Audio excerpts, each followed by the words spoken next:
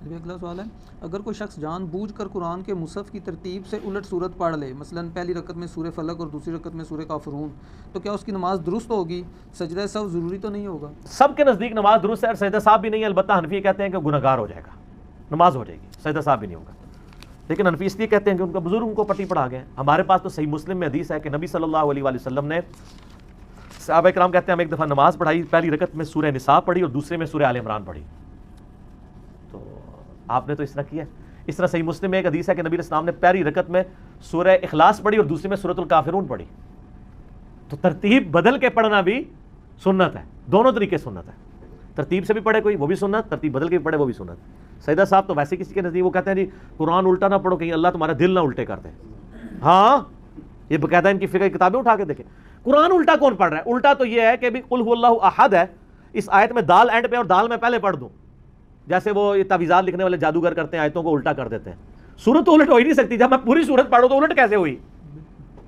قرآن الٹا پڑھنا تو نہ ہوا. اور پھر مجھے یہ بتائیں کہ قرآن کے مصحف کی جو ترتیب ہے کیا نزول کی ترتیب یہی ہے؟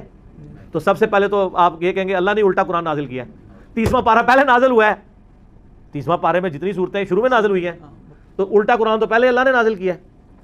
تو پھر آپ کیا فتویٰ لگائیں گے؟ سب کی سب جہالت ہے، ان کی علمی جہالت ہے، کیونکہ علم کے نام پہ جہالت پھیلا رہے ہیں.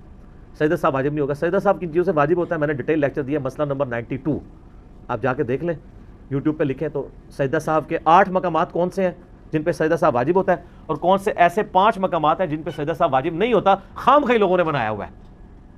آپ نے اکثر یہ بھی سنا ہوگا جی فرض کی تیسری اور چوتھی رکعت میں سورت نہیں ملا سکتے. بخاری مسلم میں کہ نبی علیہ السلام فرض کی تیسری اور چوتھی رکعت میں کئی دفعہ سورت ملاتے تھے، اور صحابہ کہتے ہیں زور اور اثر میں آپ اونچی آواز میں سورت کی تلاوت بھی کر دیتے تھے 1-2 آیات، تاکہ ہمیں پتہ چل جائے کہ آپ تیسری چوتھی میں بھی پڑھ رہے ہیں. سر مجھے کہنے لگے پھر کہنے دینا کہ کتابوں کا خدا اور ہے اور بابوں کا خدا اور. بابوں نے آپ کو دین نہیں دیا جو کتابوں میں ہے، اور ویسے بابے آئے تو بڑے سیانے سمجھے، اسی لیے انہوں نے بخاری مسلم کا ترجمہ نہیں ہونے دیا 1000 سال کہ ڈش آرسن. یہاں حکومت رہی ہے نا، کہتے ہیں نا صوفیاء اور بزرگ اسلام لے کے آئے. اسلام تو آیا محمود غزنوی کے زمانے کا بھی جو افغانستان سے ہے، اس سے پہلے تو محمد بن قاسم کا بھی آ گیا تھا. 1000 سال تک کسی بزرگ نے بخاری کا ترجمہ کیا لوکل لینگویج میں؟ کیوں؟ وہ سارے حنفی تھے، ان کو پتا بخاری ترجمہ ہو گیا تو لوگ ہمیں چھوڑ دیں گے، روایتیں شروع کر دیں گے. بخاری کا پہلا ترجمہ لوکل لینگویج میں 1920 میں ہوا ہے، آلموسٹ 100 سال ہوئے ہیں. اب 2019 چل رہا ہے نا، تو 100 سال ہونے والے ہیں. وہ کیا تھا علامہ وحید الزمان نے، جو بند کے عالم تھے، بس ترجمہ کیا، ساتھ ہی اہل حدیث ہو کے وہ نقصان ہو گیا نا. دیکھا بزرگوں کی کتنی حکمت تھی. وہ 1000 سال کا ڈکا لگ گیا، اسے صحیح لایا سی، وہ ڈکا کھل گیا. ایون قرآن کا ترجمہ نہیں تھے یہ لوگ کرنے دیتے. شاہ ولی اللہ دہلوی نے جب ترجمہ کیا وہ کہتے ہیں قرآن تو عربی میں تھا، اس نے فارسی میں لکھ دیا. 5 سال وہ چھپے رہے ہیں شہید ہونے سے بچنے کے لیے. ظاہر ہے اس کے پیچھے لگ گئے تھے لوگ. اب تو آپ کو بڑے مزے سے لوگ کہتے ہیں جی فلاں کا ترجمہ، یہ اعلیٰ حضرت کا ترجمہ پڑھیں، یہ شریف تھانوی کا ترجمہ پڑھیں. لیکن انیشیٹو جس بندے نے لیا ہے نا، اس وقت ان لوگوں نے نہیں ہونے دیا. تو میں ایک معصومانہ سوال کرتا ہوں، آپ کہتے ہیں بزرگوں کی بڑی خدمات ہیں، ہم بزرگوں کی خدمات کو دین کے پیرائی میں دیکھیں گے نا. آپ اگر مجھے کہتے ہیں بخاری مسلم کی تعلیمات ہیں، میں کہوں گا بالکل یہ پڑھی سر، ہم اس سے فیض حاصل کر رہے ہیں. لیکن آپ کہتے ہیں نہیں فلاں بزرگ کا جو مزار بنا ہوا ہے، اتنی دنیا جا رہی ہے، ان کی بڑی اسلام کے لیے خدمات ہے، تو ہم کہتے ہیں بتائیں قرآن کا کون سا ترجمہ انہوں نے لکھا ہے، قرآن کی کون سی تفسیر لکھی ہے، بخاری شریف کی شرح لکھی ہے انہوں نے؟ نہیں یہ تو نہیں کیا. تو کیا خدمت کی تھی ہے؟ روٹی کھواندے رہے اپنے مزار والے، اور تو کچھ بھی نہیں نہ کیتا. کلمہ پڑھا دیا نا. وہ تو بخاری مسلم میں حدیث ہے اللہ فاسق سے بھی دین کا کام لے سکتا ہے. اور میں آپ کو بتاؤں یہ مان رہے ہیں، یہ کہتے ہیں ہمارے بزرگوں نے اتنوں کو کلمہ پڑھایا. آج ڈاکٹر ذاکر نائک تو پبلکلی میڈیا کے اندر سینکڑوں ہندوؤں کو کلمہ پڑھا رہے ہیں.